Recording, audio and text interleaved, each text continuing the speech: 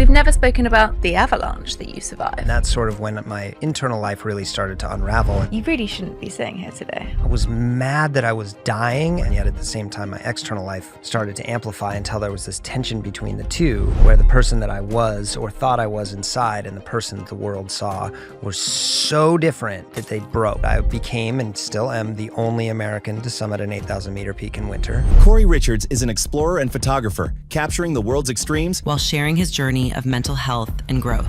We were trying to climb Dhaulagiri, the 7th highest mountain in the world, and we were training for a new route on Everest, and I had what's called a mixed bipolar episode in base camp. And so your mind is just a mess. I asked for help. Asking for help isn't giving up. Asking for help is refusing to give up. Men, I hurt for men because we don't know how to ask for help. We're not taught how to do it. We're taught that it's weakness. I cry quite a bit. I get these messages that are like, I want to help you. I want to be very clear. I'm great. Sex became your way of feeling accepted, feeling loved. And also your mind went very quiet. I'm on the street. I'm not safe. I'm trying to find a place of belonging. Can I belong here? Will this make me safe? And I think sex often gets used that way in all sorts of relationships. So many more summits that you had to climb more internally. Resilience is not about holding on. It's about letting go. The way I understand resilience now is...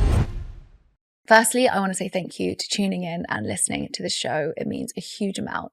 And connecting with all of you is something that I absolutely love as part of this journey of growing the show. One of my biggest goals of 2025 is doubling the reach of this show. And I can't do that without your support. So I would love to ask you a favor. If you can press subscribe or follow on whichever platform you listen to. This helps us reach more people. And for me, elevating women in science is so fundamental and ethical and scientific information. So if you feel the show empowers you and gives you the information that you've been seeking, I would love to ask a favor in return and to hit that subscribe button and help me reach the goal that I've set for the show of 2025. Thank you. I met you a few months ago when I was in LA. I actually got introduced to you as, this is the guy. He summited Everest without oxygen. Yeah. Was that Simon? That was Simon. Good old Simon. Simon sent me the picture of you on Nat Geo, the very famous picture, which we're going to get into post-Avalanche.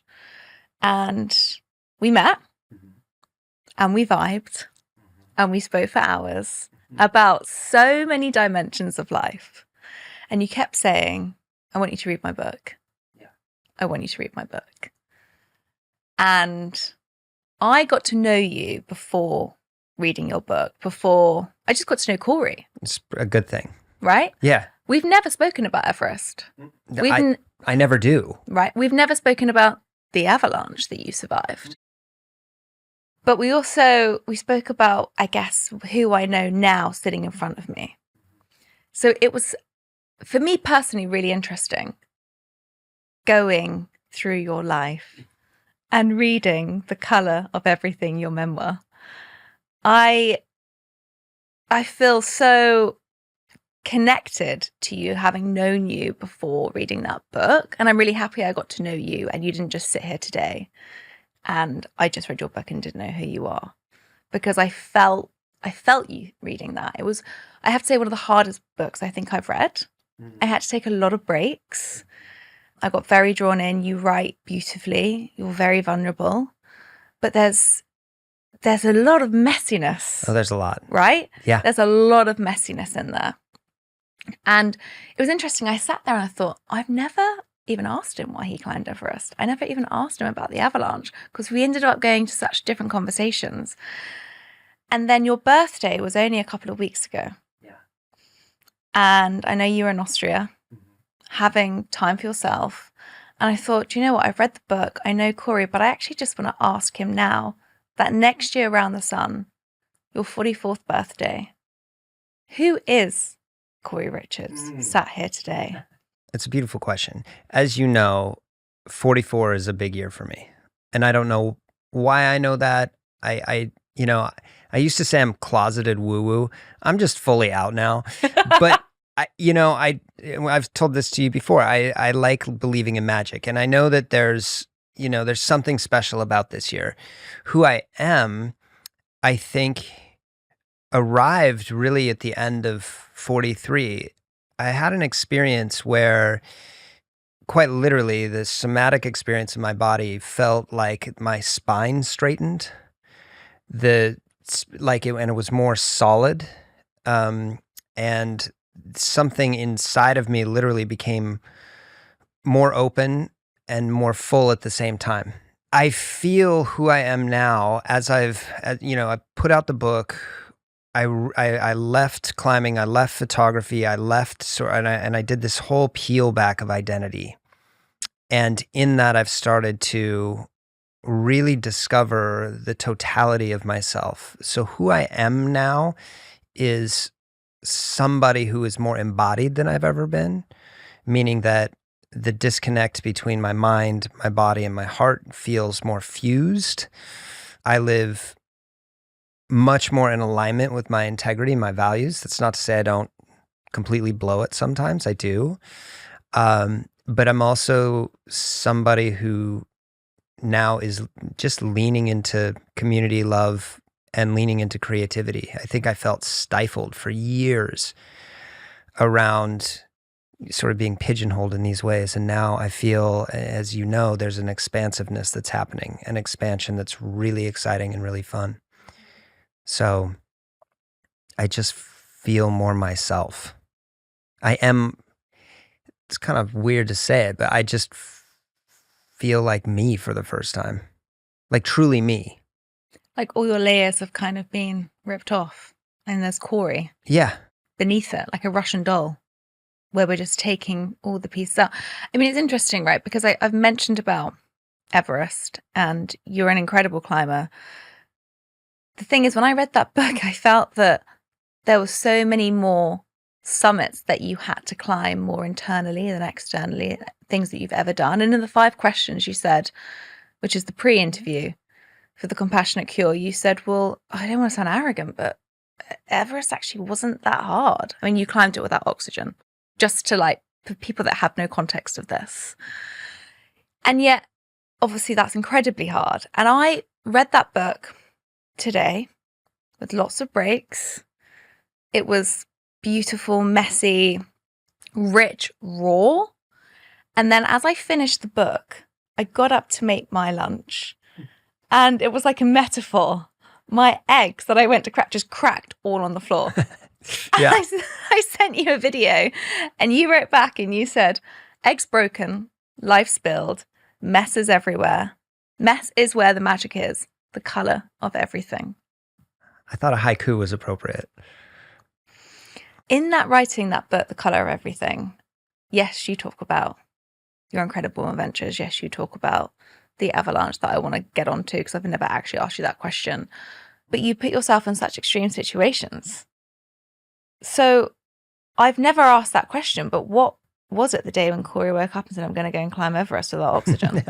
I have to ask that question. Like, what happened in your mind? It's funny because I don't think it was a day. It was just, there's the day that you wake up on the summit day, but that's taken 35 years to get there, right? And I think there was always just like, this is something I'm going to do. When I was young and I was really exploring climbing and I was getting into it and I was thinking this is my life path for at least for a while. And I was just like, yeah, I want to do that. I want to climb to the highest place in the hardest way I can. And you weren't scared of death? Oh, I was totally scared of death. And that's actually one of the reasons why I quit finally. Because unlike other people who are like, this is just a lovely, fun thing to do, I'm sitting there going, just the ruminating mind, creating every terrible situation that I could think of. Rocks falling, avalanches coming, ice breaking, fucking Yetis. I'm definitely going to die. And so over 20 years, every expedition you go on, going down this huge long river in Africa, I'm like, oh, I'm definitely going to get killed by a hippo. I'm definitely going to get eaten by like a crocodile, like every single one. And I'm looking around, I'm like, do other people think like this? Are they all just ruminating on their own death and dying? And the funny thing about that is I'm actually living in that sympathetic nervous system response the whole time then. I'm in my sympathetic nervous system, fight, flight, or freeze, constantly, because even though nothing externally is happening, I'm imagining it happening internally. And so I'm living there. And after 25 years, I was just like, or 20 years, I'm like, peace, I'm out. I don't want to think about dying anymore. Yeah, I'm always shit scared. Constantly. All the time. But Not you anymore. do put yourself in extreme situations. Yeah, I do. Yeah, I have done. I mean, Bakerloo on the way here, extreme. I was freaking out. I was like, what's going to happen? No, and you know what's funny? On the way, I was like imagining an earthquake and getting trapped and like what would happen. That's where my mind's going. You live in LA, so that's a pretty normal situation. Yeah, for you. I'm just like, oh, we're going to die in here. And I'm like, what? No, we're not. It's Bakerloo. It's Bakerloo line. To the northern line. Well, I didn't tell you, but the second guest I ever had on this show, which was years ago when we first started this in COVID, was an Olympic athlete who is called Victoria Pendleton. I don't know if you've heard of her. Yeah. And she came on and she spoke about trying to summit Everest. And I can't remember what camp she got to, how far up she got, but then she went into severe depression. That's where her depression ignited. It started all there. And she said to me, it was interesting because we were actually on a hike together in the highest peak, not what you've done, in Northern Africa, Mount Tupul. And she was telling me the story when we were on a walk, and she was saying like how she's really fought with depression since this moment, but she was not in the right state of mind when she was climbing Everest. And so she probably shouldn't have done it in that moment. She was post-divorce. She wasn't feeling strong in herself. And she wanted to take on this challenge to feel worthy. But actually, it sent her into a spiral. And on the show, she opened up about her suicide attempts and all the pain that she went through. It's a big thing. It's a really big thing that you've done. First of all, there's a lot of interesting research coming out around elevation, altitude and depression, altitude and suicide. People who live at higher altitudes have higher rates of depression and suicide. So there's a link there. And I don't know exactly what the research says other than it's correlated. My own, I wouldn't call it a suicide attempt. It was a suicide. I mean, I was right there, I had it all planned. Normally, by the way, I just want to stop here because this is something I just learned. I'm doing a residency at Oxford. I was talking to a psychologist there, and she said, it's important when we talk about suicide to not talk about the specifics of how, because for people who might be in that place, it gives them ideation and can actually. Yeah, exactly. So thank you. That's why I stopped. I had it all in place, and it almost happened more by accident. It didn't. When you were No, when climbing. I came home. Oh, when you came home. When I came home. This feels very similar to what Victoria was talking to me about. Yeah, when I left climbing in photography, we were trying to climb Dhaulagiri, the 7th highest mountain in the world. And we were training for a new route on Everest, again, something that had never been climbed. And we tried it in 2019, COVID happened. 2021 comes around, the season is closed, so we can't go to Everest, so we go to Dhaulagiri.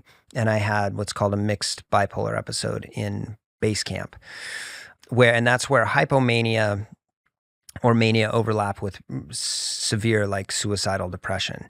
And so your mind is just a mess. It's just very, very, you can't really make sense of everything. There's grandiosity, there's elation, but at the same time, there's this like, I want to die. And so the mind is very loud. And that, we flew to Kathmandu, got in a helicopter, flew to high altitude, didn't, not sleeping, not eating, high stress. And that's oftentimes what precipitates these episodes is really high stress, out of routine environments.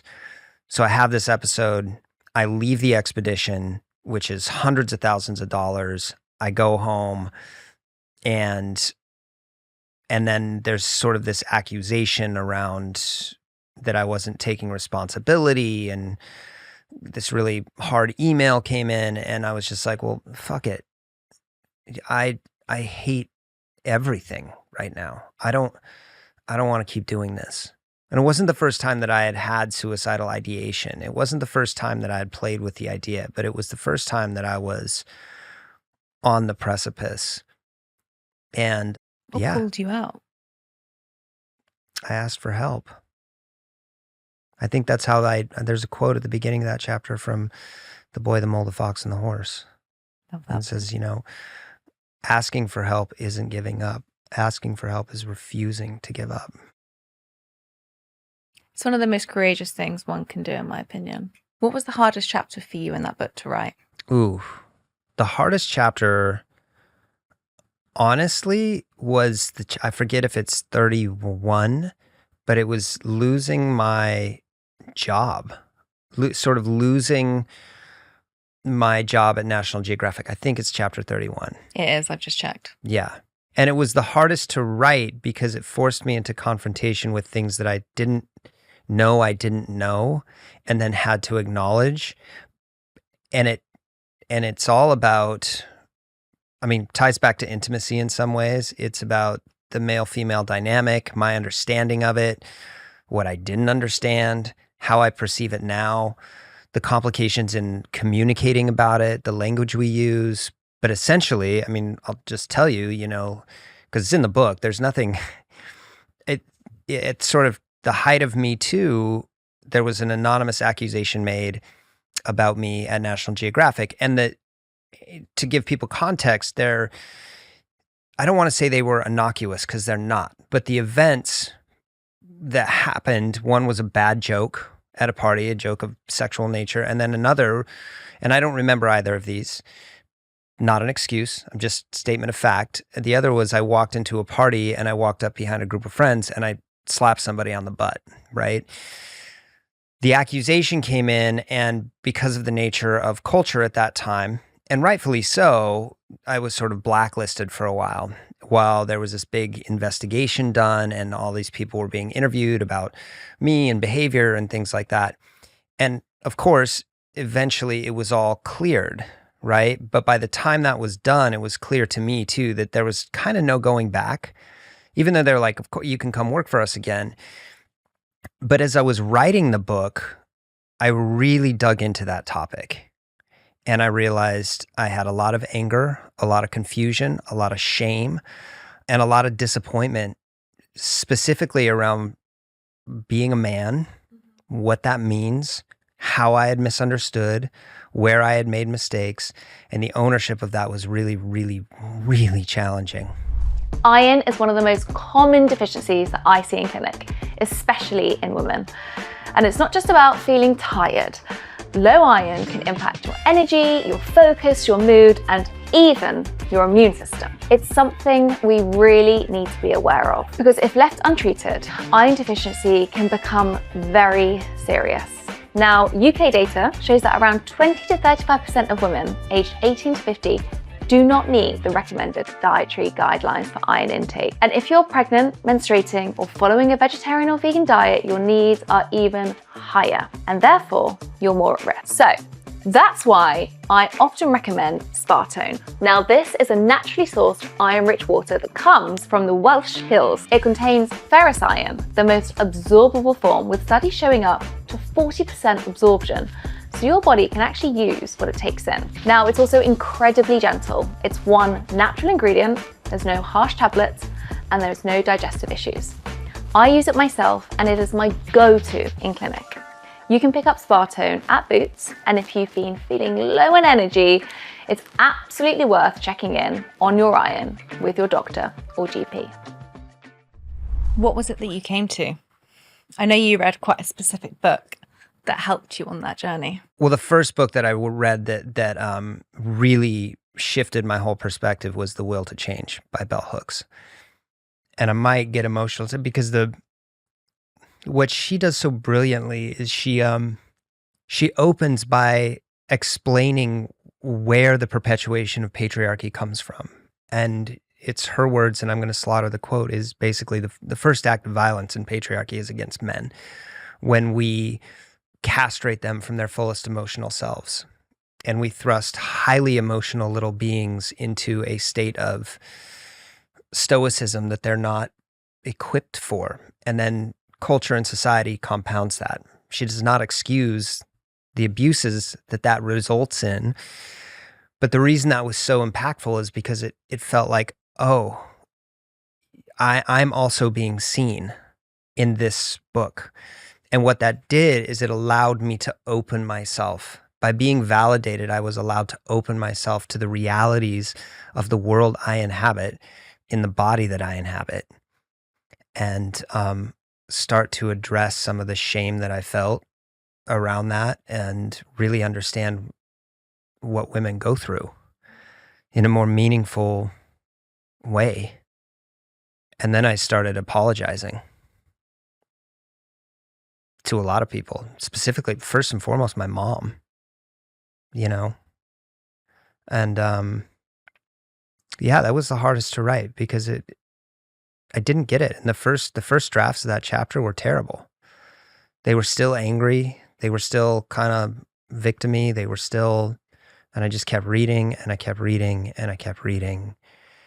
And finally, I think I got it. And I also got that, like, it's so complicated because we are asking impossible things of one another. Like that, like we had this conversation, that scene in Barbie where America Ferrera's waking up the Barbies. I wept. I cried so hard because I saw the impossibilities that we ask of women, but I also could relate because there are impossibilities that are asked of men that mirror that. And I think our languaging around it is terrible. I think we're so busy trying to, well, and it's hard. It's hard as men to say, hey, that doesn't sit well with me, because then there's this whole sort of male fragility, white male fragility thing that comes up, which ironically is, I get the point, but ironically, it just reinforces ground level patriarchal thinking, which is, shut up. Your emotions around this don't matter. And so in this suppression, in this push and pull, we end up reinforcing it. We end up reinforcing patriarchy all the time on both sides by making decisions around money and wealth and relationships.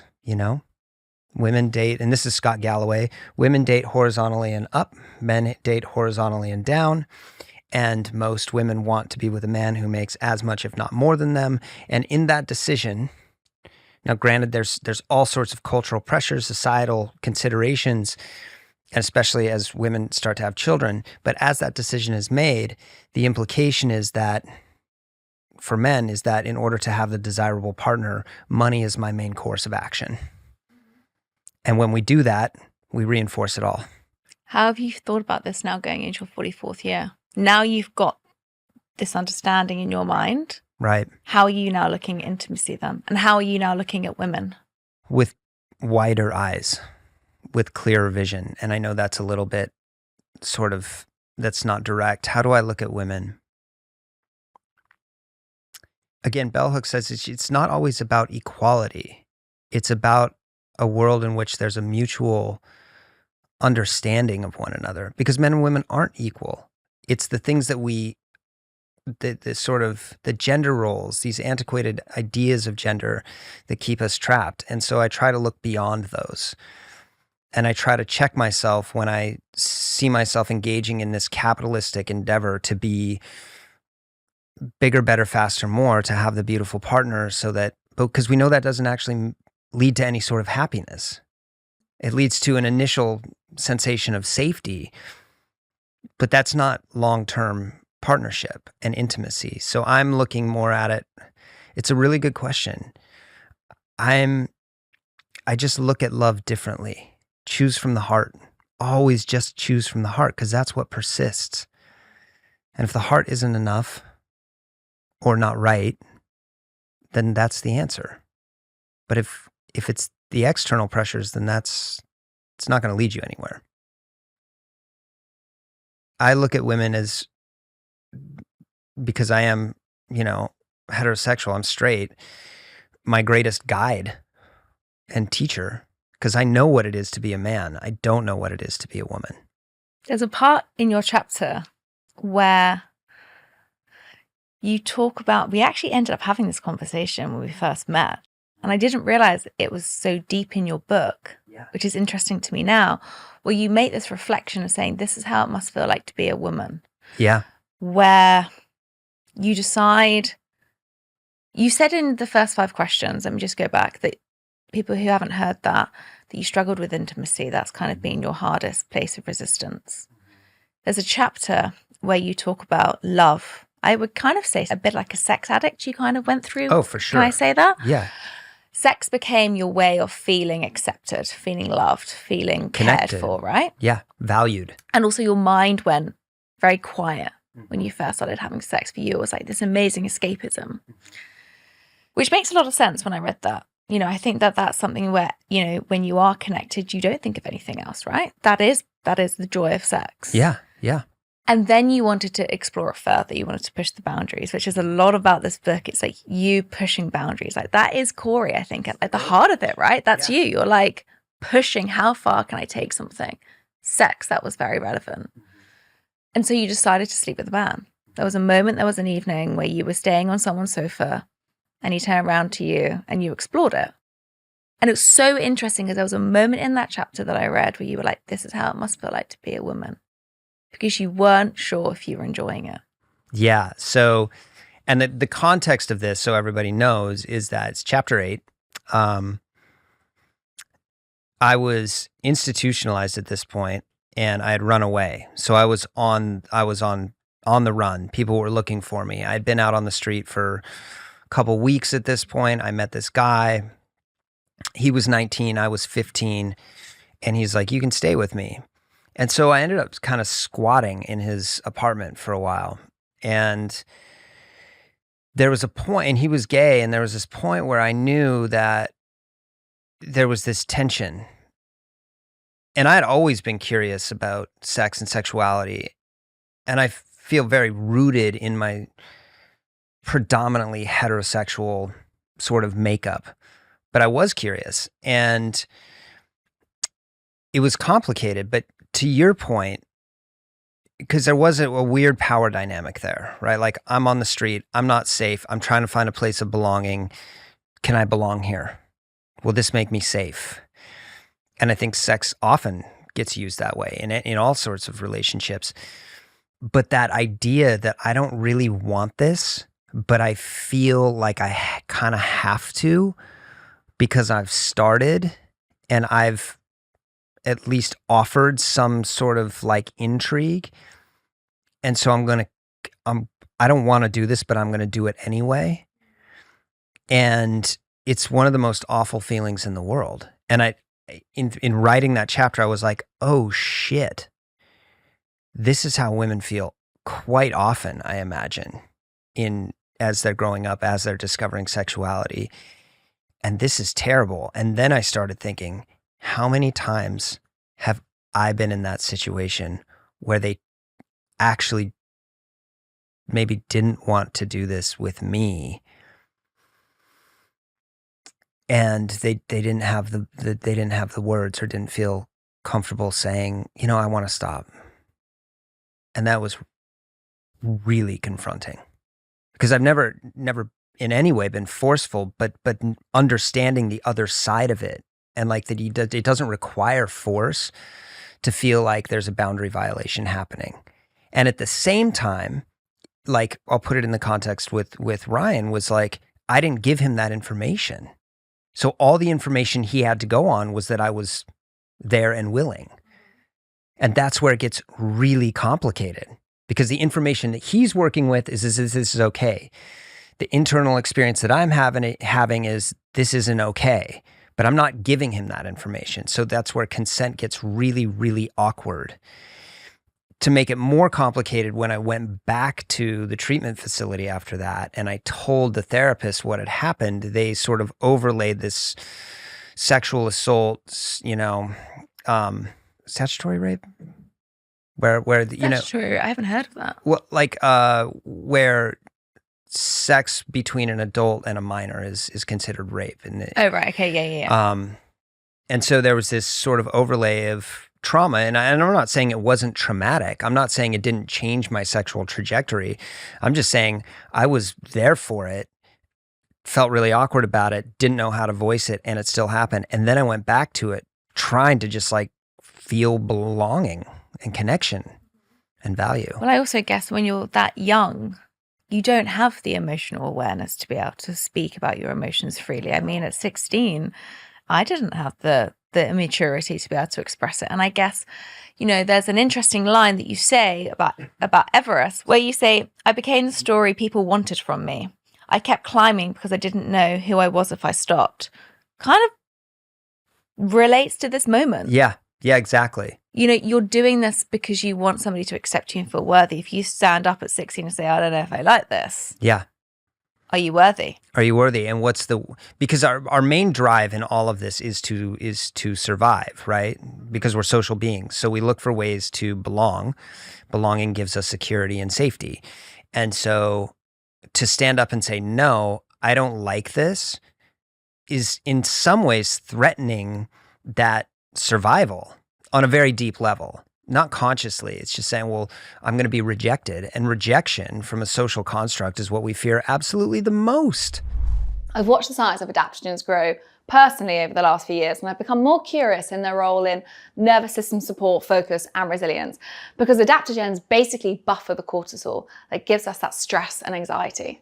But here's the thing, quality is everything. Most adaptogens on the market don't actually contain enough of the active compounds that you see in clinical studies to make a difference. That's why I've partnered with London Nootropics. These guys only use clinical studied standardized extracts. This is really, really important to get the benefits that you're seeing in clinical research. And they work with Hephaestus, Europe's leading mushroom bioscience company. They have high bioavailability. They use incredible ingredients like KSM66, ashwagandha, and rhodiola life. And these are the active ingredients that you need to see the difference. They have lots of different blends. Flow gets me into deep focus with lion's mane. Zen helps support my calm and steady my clarity with ashwagandha. And Mojo gives a clean lift, no crash. And Mush Love made with fantastic fungi with 3 Hephaestus mushrooms to elevate your day. Enjoy 20% off and use code LiveWellBeWell. They come in these fantastic little sachets and they're great for traveling too. Massively. And I guess kind of you beautifully, thank you for taking us through the context where you were institutionalized, you were diagnosed with bipolar 2, something I hadn't actually heard, I have to say, until we sat down in LA and you said I have bipolar 2 and I had to go home and be like, what's bipolar 2? Yeah. And there's a difference between mania and hypermania, is that correct? Correct, yeah. And it's hypermania that you get with bipolar 2 and it's mania that you get with bipolar 1. Right. And it's very spectrumy. Similarly, you were like, some of these... People-pleasing, rejection. A lot of this feels that it all starts to make sense. Yeah. On your navigation towards doing something that most people would feel like is impossible. Well, it comes down to one thing. Love me. Just love me. And yourself. Yeah, both. But see, we search for it externally before we understand that this is one of the most interesting things that I've learned recently, actually. And it happened amidst a breakup it was when I gave my heart to somebody for the first time ever. Is this the recent? It was recent, yeah. Okay, not Live in the book. Not Live, no. I mean, this happened very recently. But there was this understanding that, oh shit, all love is self-sourced. The experience of love is entirely self-sourced. People, the dynamic between people creates an environment in which we can feel the love inside of us. But love does not come externally. They might feel love for us, but that's self-sourced from them. And in that love can then resonate with, but it's all self-sourced. But it's very normal when we don't feel valuable, we don't feel like we belong, we feel like we're unwanted, like we don't matter, to seek externally for that, what we're misunderstanding as somebody else loving us. But that can never fill the bucket. Never. Ever. It never will. And once I started to go, oh, wait, it's all self-sourced, meaning that back to the empathy thing, I can actually generate that feeling within myself. And if it's hard to, all I have to do is think about the love that I felt or feel towards my mom. past people that I've been in relationships with, that is, and I can feel that. And then I can flip it and face it towards myself. It's fascinating, but we tend to think of love as coming from someplace else. Always. And it's not. It's all self-trust built inside. And I think it's so interesting because people would probably think that you have so much that in the States that you've done climbing extraordinary mountains. That kind of, that I don't want to say lack of fear, because obviously when I was reading those books, you do have a lot of fear in you. You know, you say that you're shit scared. Always. Right? And this goes back to the male-female conversation. Men, I hurt for men because we don't know how to ask for help. We're not taught how to do it. We're taught that it's weakness. And so that step,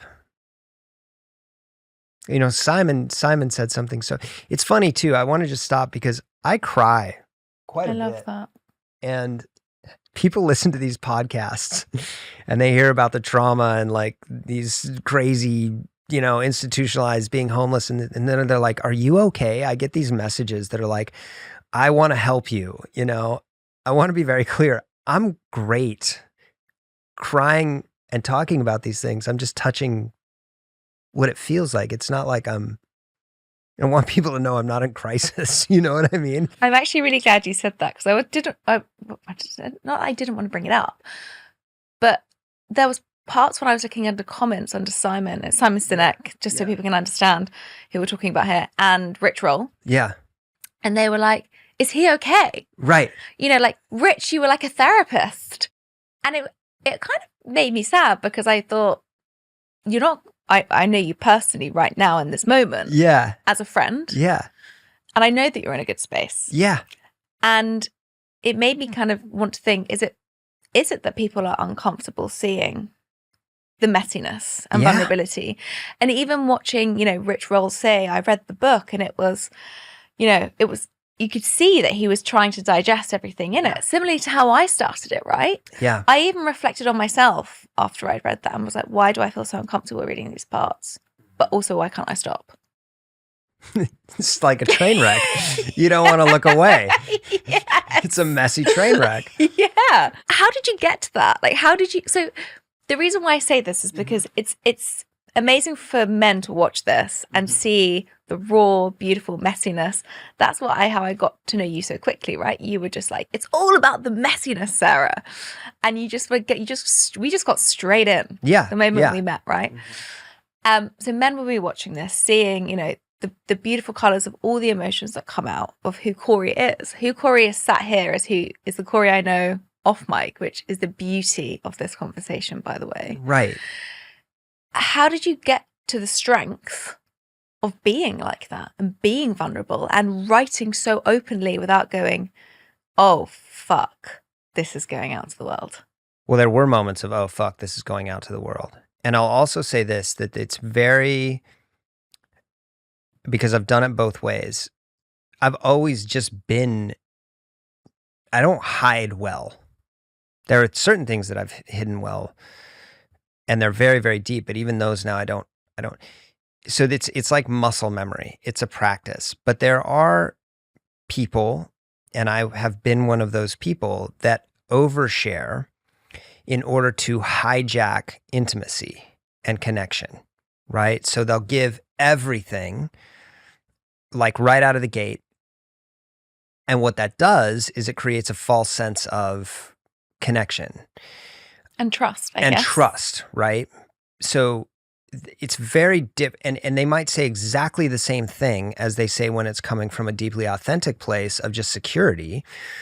And it's hard for other people to discern whether they're sort of trauma dumping to hijack connection, or they're just being themselves, and it's how they operate in the world. For me, it's just very much how I operate in the world. And in some ways, I hate to say this, but because it's kind of shitty language, but I don't want this to sound bad. It's going to sound bad. It's kind of on brand. Does that make sense? Like, this is just me.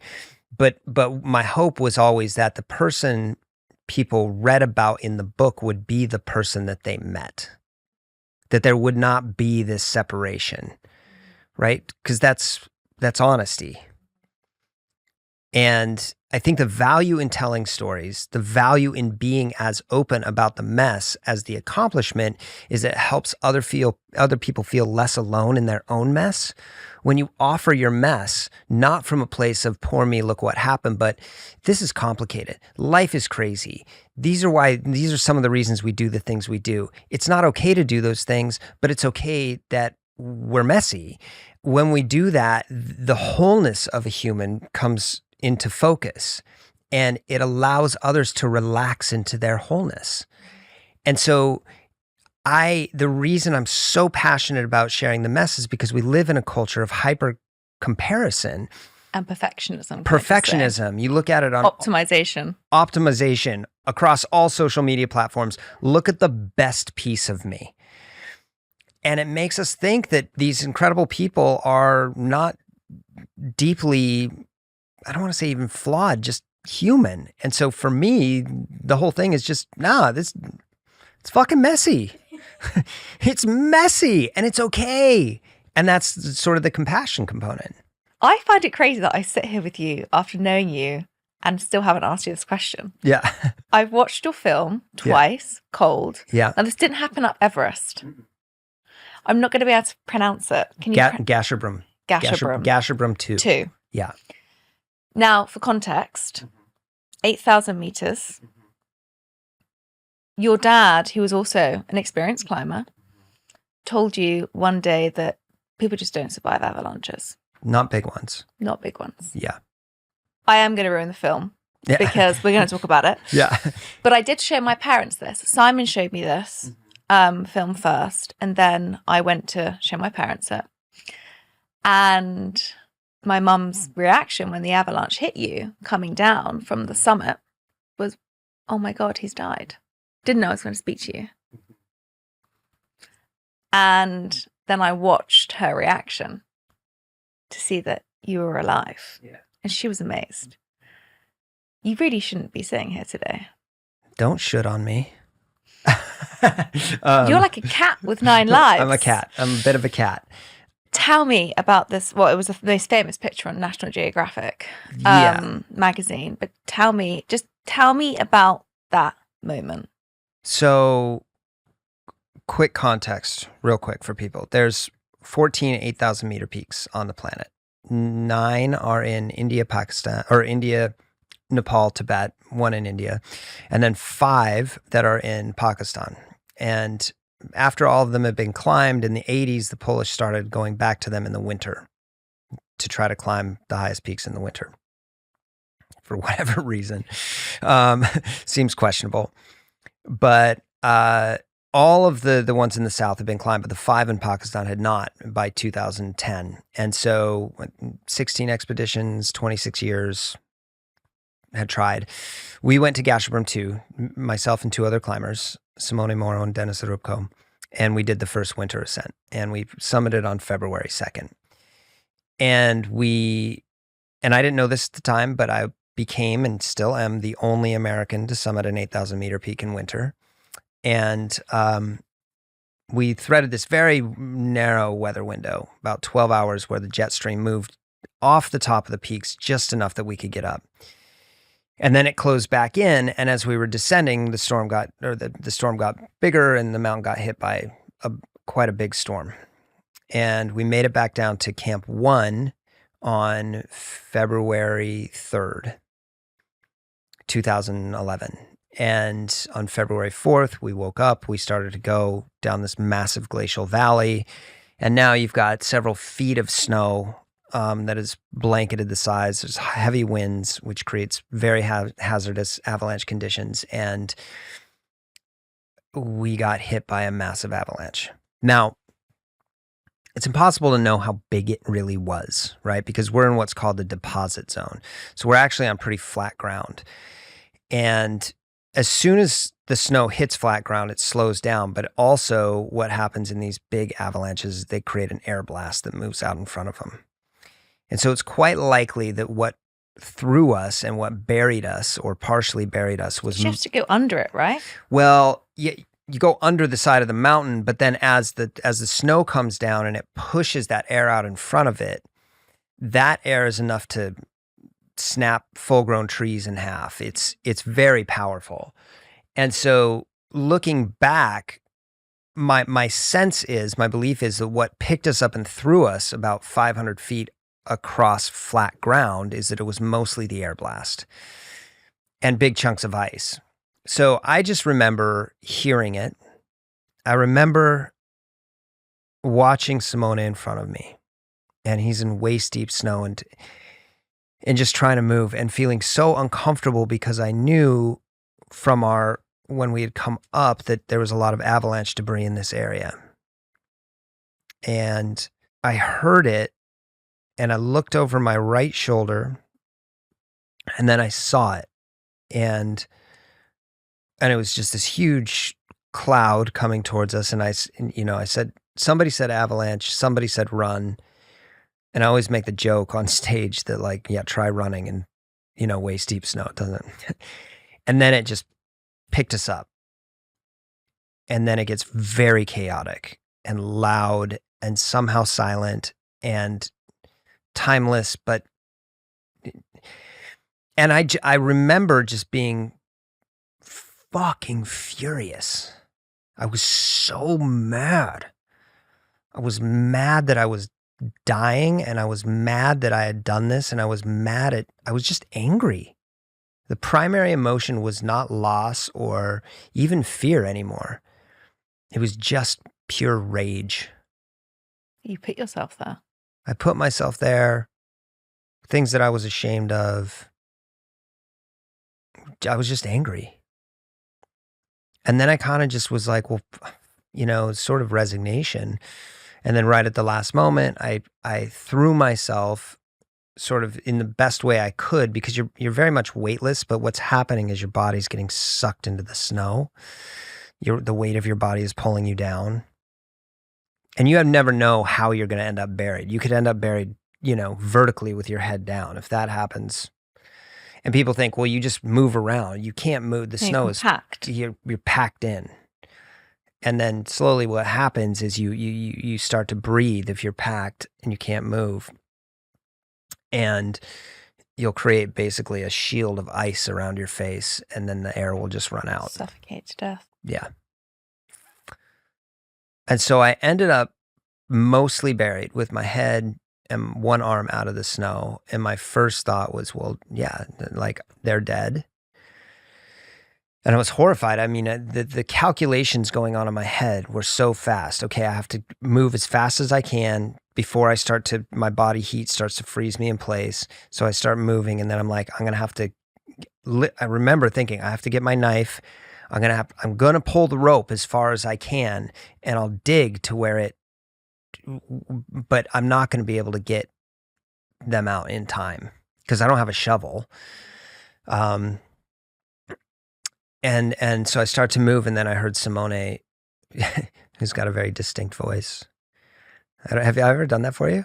No. You talk like this. He's very, very high pitched voice. Italian. Taking me back to the film. Yeah. Yeah. I didn't tell you that it's in the book, but one time he's like, Cory, you must come to Italy, see the most beautiful beaches in the world. I was like, homie, you can't say that. And he's like, most beautiful beaches. I'm like, dude, you can't. And then I was like, oh, he's talking about beaches, Italian beaches. So I hear his voice, and then I feel him on me, and I'm like, oh, okay, like he's not dead. And then, of course, Dennis, who's very Russian, is like, hey, Simone, I do him okay. Very like stoically, right? And so, long story short, we all survived. And then I turned the camera on as soon as I was kind of out of the snow, and I just wept into it. And then later, I don't know, it was an hour or something. Like I felt my face, and I turned the camera on again, and I took a picture of myself, my face, and that's what ended up on the cover. It's a very complicated relationship. That's where I start the book, is, with that experience, because that's a complicated moment in a sort of in a complicated life, as everybody's is. But It was a fracture and also a fusing. Inshallah. Inshallah, if God wills. I noticed that a lot Yeah. in the book. Yeah. I love that word. I love that word. It's beautiful. But I also loved it because it's a phrase that's often rooted in surrendering and letting go. And there's this kind of illusion of control that went in that moment of Avalanche. Yeah, because there's I came into confrontation with my finitude and the reality that there's a necessary sense that we are somehow immortal for a time, especially when we're young. And there was the realization that just wasn't true, that we do die, and it's very real, and you don't get to escape that. And the truth is we don't know when that's coming. And so the idea that we're in control all the time is just a falsehood that we live by. And the surrender of that control is one of the most powerful shifts we can make, but also one of the most troubling. Because if you're not in control, then how do you navigate, And that's sort of, that's what I mean when I say resilience is not about holding on, it's about letting go. Just took the next question from me. Well, you can. No, you've literally segued me perfectly. Yeah.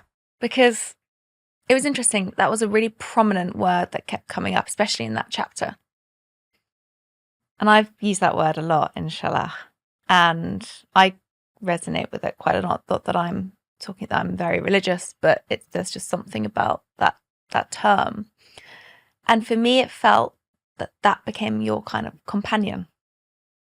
That word, that phrase. That's interesting. It's kind of been my companion since that moment. Huh. I've never put that together. That's fun. Inshallah. Inshallah. Inshallah. I mean, but yeah, inshallah. Yeah. Yeah. That's how I felt it was your companion, your partner in that climb. Yeah, I would agree.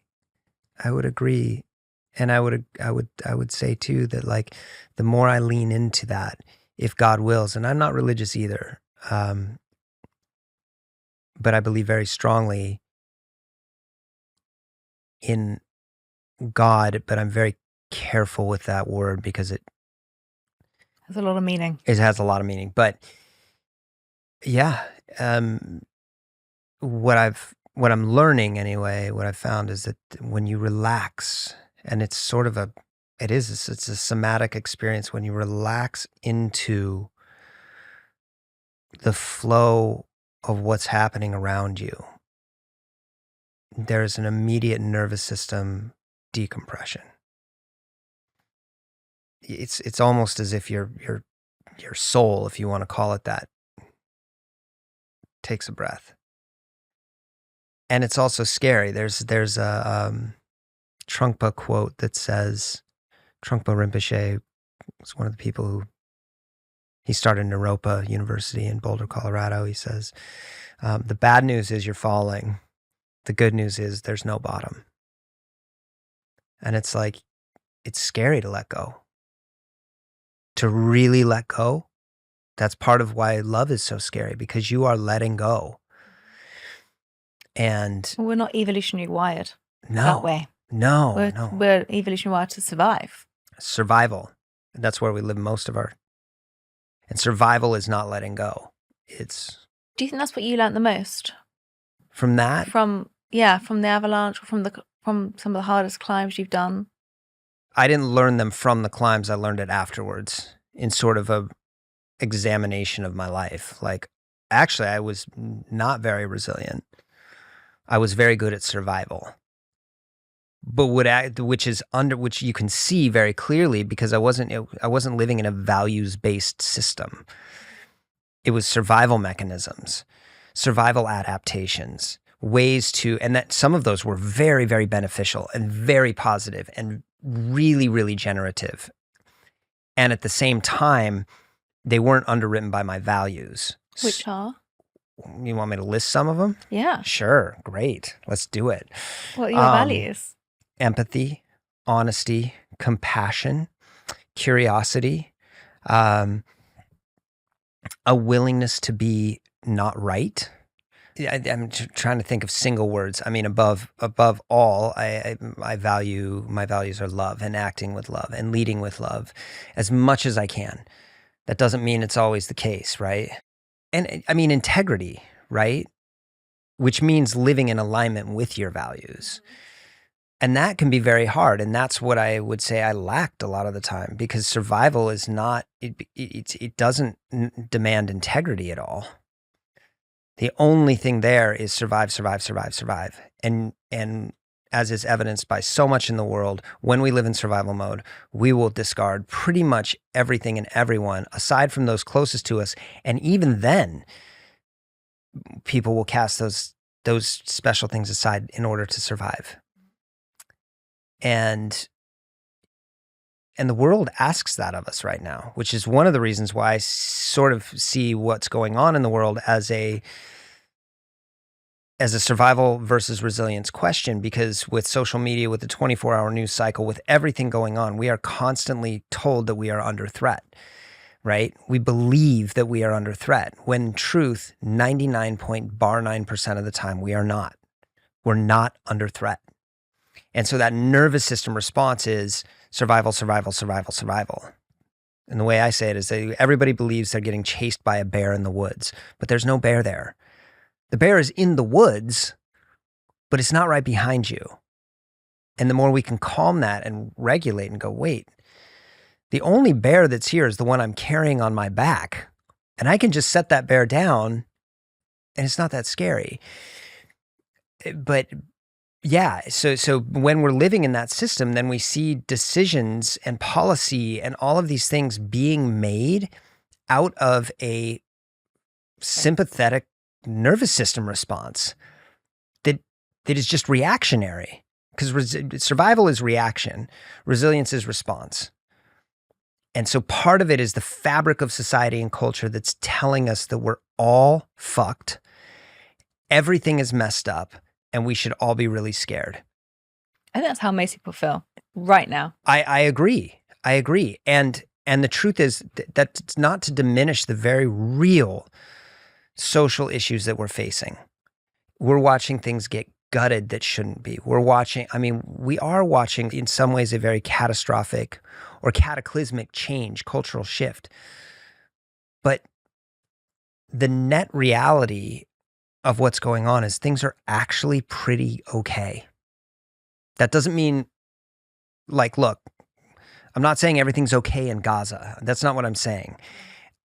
I'm not saying that everything's okay in Ukraine. I'm saying that overall, most people are living safely, even in the most horrible of circumstances.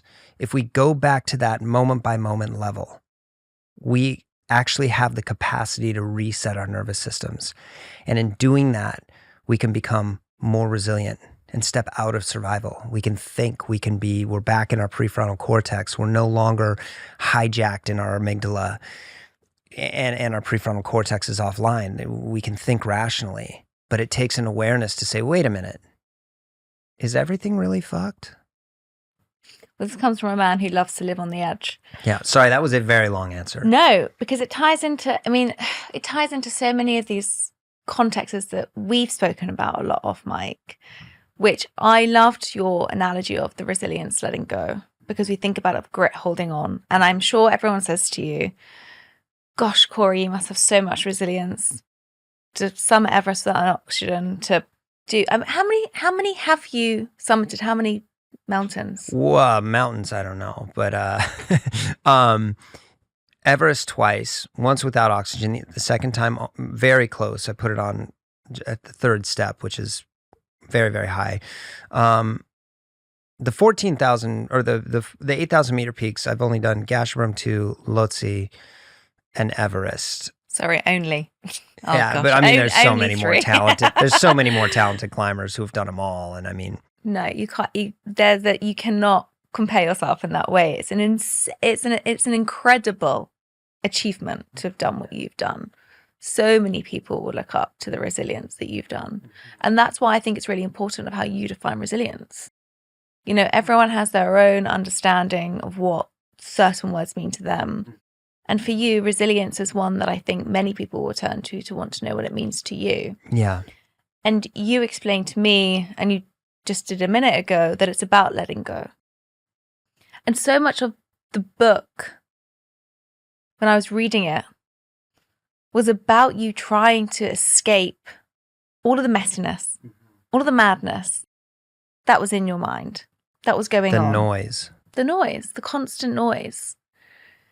And it feels like where you got to was the acceptance and letting go. Yeah. When you have a traumatic childhood, and there was a lot of violence in my childhood, and then there was homelessness, and then there was the institutionalized years. And when you have complex post-traumatic stress, it's far more likely that you're going to have an acute PTSD episode if you have a big event. And so the Avalanche was that. And that's sort of when my internal life really started to unravel. And yet at the same time, my external life started to amplify until there was this tension between the two, where the person that I was or thought I was inside and the person that the world saw was so different that they broke, right? They collapsed. And so when I think about resilience now, the letting go component is in, well, the way I was sort of working this out live with Simon, and the way I understand resilience now is there are 4 sort of sticky sayings. First of all, agency is everything. Secondly, discovery demands discomfort. Third, certainty kills curiosity. And the last, I used to think it was adaptation, but that's actually the net result. The last is simply trust. It's just one word. So when we think about letting go in those contexts, agency is about full ownership of a situation, and it has nothing to do with blame or how you got there or who did what or why. It's just, this is what the situation is. You can get back to that stuff. It's not to say that it's not important, but blame is backwards looking. Blame is living in victimhood, right? Blame is this happened to me. Agency is this happened. This is the state of play. There is no blame because it doesn't matter. Even if you were horrifically wronged, it really doesn't matter in terms of the step into resilience because it's a distraction. So you're letting go of the stories of why it is the way it is and embracing it simply is the way it is. So now I have ownership. You're no longer in victim mode. And that's where I think everything starts, agency. Secondly, discovery demands discomfort. To uncover any new thing, it's going to be uncomfortable. To learn any new thing, it's going to be uncomfortable. And the sooner we can let go of comfort, which is a grab for survival, a grab for understanding, right? When we think about, we go through a terrible breakup, we're blaming, right? We're upset, we're telling this terrible story about what happened to us and why. And then we go into discovery demands discomfort, and we start looking for ways to comfort ourselves through different stories, right? And different adaptations and sort of prescriptive ideas about what love is and what love is. That's just one example. Well, if you're going to discover a new way, you have to let go of all of those prescriptive ideas, and you have to sit in the space of, I don't know. I just don't know. People find that hard. It's very hard, right? Because we want to outsource our pain. It never works, but we want to outsource it. And then that leads directly into the next, certainty kills curiosity. That's my favorite. Yeah. As soon as we're certain about something, we're done. We're done learning. It's over. And we want to be certain because, again, certainty provides some sense of safety. And stability. Stability. I know this to be true. I know this to be true.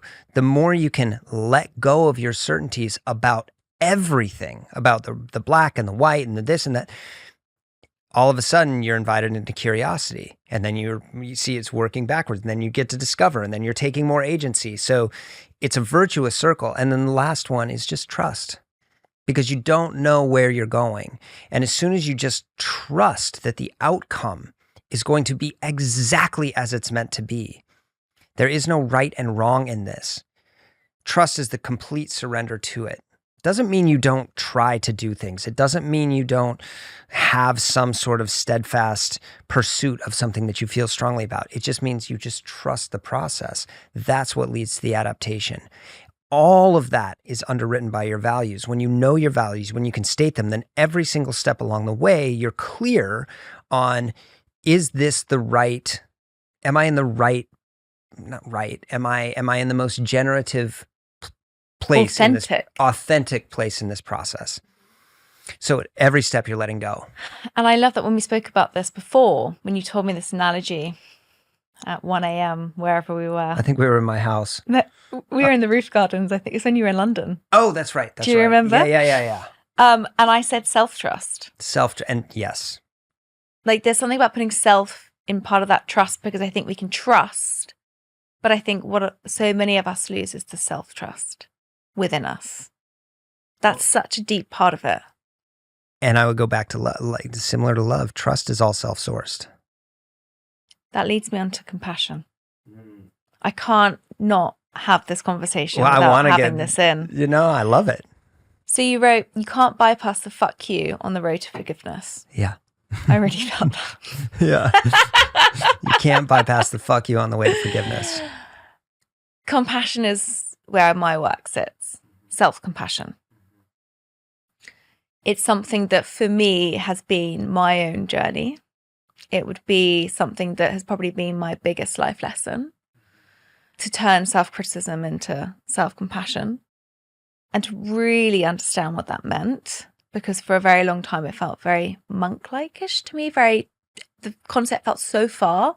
I'm English. To tell someone to love yourself gives you this horrific cringe. Yeah, it's so cringe. It's so hard. And I still find it hard, even though I write about it, even though my work is sourced in it. I know it's part of your journey. I know it's kind of the bringing together of everything in the book. I want to know what compassion means to you. I think it's acceptance without judgment. It's letting go of the stories, which leads you to, again, agency, acceptance without judgment, compassion. And for me, if, my purpose is defined as a single word, which is compassion. It's not what I do. What I do is an extension of that purpose, right?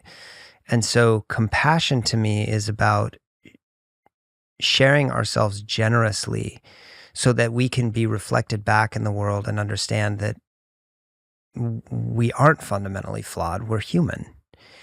And in that reflection, if we're paying attention to how people respond to us as we show up fully as ourselves, we see that there's a tremendous amount of compassion, and we can, again, feel that, and then we're self-sourcing it. And I think it's acceptance without judgment. It's the letting go of the stories that keep us trapped. It's allowing ourselves to be messy. It's looking at ourselves in the same way that we would look at our loved ones. When they make a mistake, how do we respond? Compassionate care. So what do we do for ourselves when we make a mistake? Compassionate care, compassionate accountability.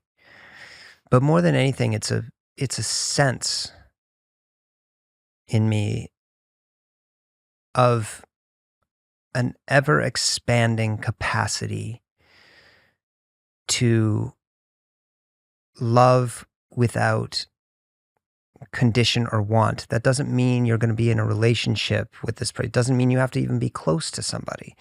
It means you might not even like them. But compassion makes space for all of it. It makes space for all of us in all of our complexity, the tricky thing, the hard thing is that compassion is very easily extended to close people that we love and people sort of laterally. It's much easier to extend sort of down people who have less. It's much harder to extend compassion up. Compassion in its totality is omnidirectional. So when we look at the people that are making policy decisions that we abhor, or whatever it is, people who have way more money, whatever it is, they also are worthy of the exact same compassion. And once we shift into a compassionate mindset, you see leaders who are in a compassionate mindset, their decisions are totally different than those who are not. They're not exclusive, they're inclusive. They're more resilience-based because compassion is based in resilience. Motivation. Yeah, I mean, that's it. It's a big answer. I mean, we could keep going. I know we have to quit, so let's do episode 2. We will do episode 2. It's something that is, I think, so beautiful to hear for the full story of what you've been through. And like, I really would love everyone to read your book, to take it somewhere where they have time to feel. It brings up a lot of emotions. Yeah. Somebody in any context will see a part of themselves in that book because it's so raw, so open, so beautifully imperfect. And that's something that I cherish so much about having you as a friend in my life, is to show me that the messiness is where the goodness is. The mess is where it's marvelous. It's amazing. And I can't believe this is the first time I've spoken to you about your climbs and about the Avalanche. That says so much about you. Oh, yeah. And, you know, when I was reading in the book and you touched upon the narcissism quote that you're not, but that we all have within us, the first time that you've kind of ever spoken about these amazing things that you've done is today. So thank you for sharing that. Yeah, it's my pleasure. It leads me with my last question, which is, what does live well, be well mean to you? I don't want to repeat myself too much, but it's just lead with love. The more you can lead with love, the more well you will be, the more whole you will be, and the more you'll invite other people into that space, you know? And then we start to see this chain reaction. Lead with love. Put down the armor, put down the swords. Somebody has to put their sword down first. That's how you live well, and that's how you be well. I love it. Everything rooted in love. It's all love. It's all love. It's true. It's the hardest thing. And honestly, if you haven't listened to the pre-interview 5 questions with Cory on the Compassionate Cure, please go and listen to them, because that's the first thing you said. I struggle with intimacy. Yeah. It brings us back to the very start. Those callbacks, you're brilliant. Look at you tying it all in a knot. I love it. You kind of do it for me. It's tying great. it in a weave. I love it. I love it. Cory, we're going to have to do round 2. Please. We're going to have to dive into the compassion, empathy conversation, which is maybe what we'll do when my book comes out. I would love that. I'll sit in your seat. Okay. I love it. Have we just made a deal? I love it. I'm serious. We'll do it. Thank you. Thanks for having me.